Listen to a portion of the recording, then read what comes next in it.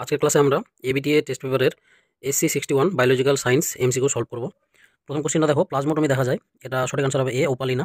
গুপ্তবীজী উদ্ভিদের আদর্শ ভ্রূণস্থলী হলো 7টি কোষ ও 8টি নিউক্লিয়াস বিশিষ্ট। তারপর নেক্সট কোশ্চেন দেখো, আইভিএফ এর ক্ষেত্রে জাইগোট বা ব্লাস্টোসিস্টকে স্ত্রীদের কোন অংশে প্রতিস্থাপন করা হয়? এটা সবসময় মনে রাখবে জরায়ুতে বা ইউটেরাস। নেক্সট দেখো, মনোজমি ঘটিত রোগটি হলো, এটা হবে টার্নার সিনড্রোম। এ অ্যালিলের ফ্রিকোয়েন্সি যদি পি এবং এ অ্যালিলের ফ্রিকোয়েন্সি যদি কিউ হয়, মানে ক্যাপিটাল আর স্মল, তাহলে হেটারোজাইগোটের ফ্রিকোয়েন্সি হবে 2pq। সি হবে সঠিক অ্যান্সার। নেক্সট কোশ্চেন দেখো, ডিএনএ প্রতিলিপিকরণের সময় কোন উৎসেচকের সাহায্যে ওকাজাকি খণ্ডকগুলি সংশ্লেষিত হয়? এটা হবে ডিএনএ পল 3। নেক্সট কোশ্চেনটি দেখো, টিআরএনএতে অবস্থিত অ্যান্টিকোডন একটা দেওয়া আছে, এমআরএনএর যে কোডনের সঙ্গে যুক্ত হয় তা হলো, এটা সবসময় AUG হবে, কিন্তু এখানে যেহেতু 3' to 5' আছে, এটার উল্টোটা হবে, মানে 5' to 3', মানে সি হবে সঠিক অ্যান্সার। নেক্সট কোশ্চেনে চলে আসি আমরা, যে প্রক্রিয়াতে অ্যান্টিবডি কোনো অদ্রবণীয় পদার্থে অ্যান্টিজেনকে প্রতিহত করে, এটাকে বলা হয় অ্যাগ্লুটিনেশন, যেটাকে আমরা বলি জমাটবদ্ধকরণ। নেক্সট হচ্ছে, মাছের ড্রপসি বা উদরী রোগের জন্য দায়ী জীবাণুটি হলো, এটা হচ্ছে এক প্রকারের ব্যাকটেরিয়া। তারপরে কোশ্চেনে দেখো, PCR পদ্ধতিতে ব্যবহৃত উৎসেচকটি হলো ট্যাক পলিমারেজ, বা যেটাকে আমরা বলি থার্মাস অ্যাকোয়াটিকাস। তারপরে কোশ্চেনে দেখো, কোন রোগের চিকিৎসায় প্রথম ক্লিনিক্যাল জিন থেরাপি ব্যবহৃত হয়? এটা হবে SCID। এস থেকে হচ্ছে সেভিয়ার, সি থেকে কম্বাইন্ড, আইডি থেকে ইমিউনো ডিফিসিয়েন্সি। এটা বাচ্চাদের ক্ষেত্রে হয়ে থাকে, খুবই রেয়ার ডিজিজ, আর প্রায় 60,000 বাচ্চার মধ্যে একজনের ক্ষেত্রে হয়।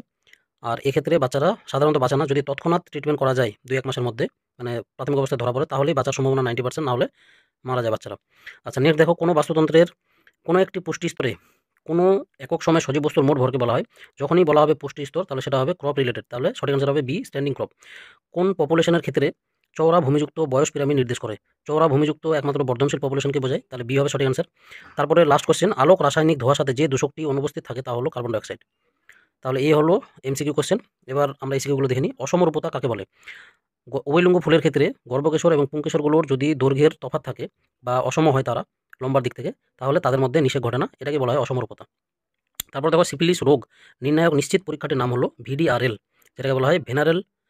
ডি থেকে হচ্ছে ডিজিজ, আর থেকে হচ্ছে রিসার্চ, আর এল থেকে ল্যাবরেটরি।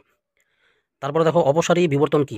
অপসারী বিবর্তন মানে হচ্ছে, কোনো একটা জায়গায় যে সকল জীবগুলো ছিল তারা যদি অন্যান্য জায়গায় গিয়ে অভিযোজিত হয়, মানে ধরো সকলে একটা নির্দিষ্ট স্থানে বসবাস করছে এবং সেখান থেকে তারা কেউ দূরে চলে গেল, মানে কেউ অন্য একটা জায়গায়, কেউ আরও একটা জায়গায়, ABCD 4টা আলাদা আলাদা জায়গায় গিয়ে সেখানে গিয়ে অভিযোজিত হচ্ছে, তখন সেটা বলা হচ্ছে অপসারী বিবর্তন।